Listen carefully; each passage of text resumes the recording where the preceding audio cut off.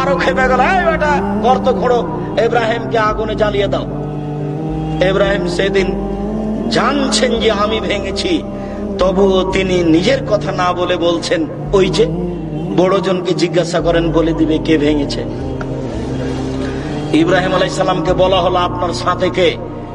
আর ভূখণ্ডে সবচেয়ে সুন্দরী মহিলা এ কে? তখন উনি বললেন, এ আমার বোন। আবার তিনি তার স্ত্রীর কাছে গিয়ে বললেন, দেখো হাজেরা, দেখো সারা, তোমার ব্যাপারে কিন্তু আমি বলেছি তুমি আমার বোন। তুমি যদি এখন বলো যে এটা আমার স্বামী, তাহলে আমরা মিথ্যুক হয়ে যাব। ফালা তুকাদ্দিবু বিহাদিসি, তুমি আমাকে যেন মিথ্যুক প্রমাণ করো না আমার কথাই।